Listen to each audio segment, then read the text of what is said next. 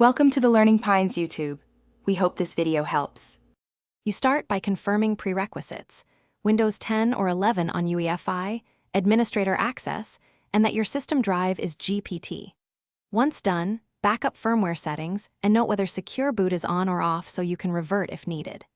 Next, download the latest GPU drivers and the Riot Vanguard installer beforehand to avoid stalls.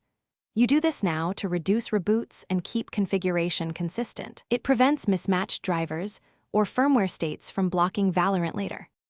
You now enter UEFI firmware settings and switch boot mode to UEFI if it isn't already.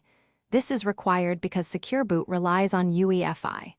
Once in firmware, set Secure Boot to enabled and confirm the platform key, PK, and default keys are present.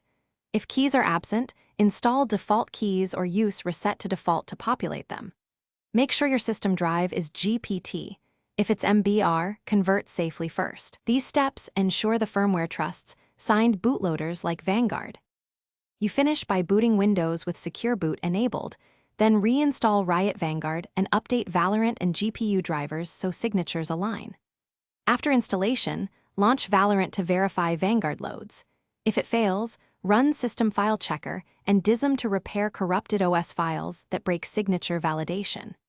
If Vanguard still reports Secure Boot issues, check for custom firmware, unsigned drivers, or virtualization tools that inject boot components. If necessary, temporarily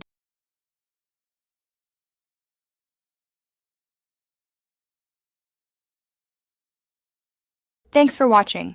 Consider subscribing if we helped you.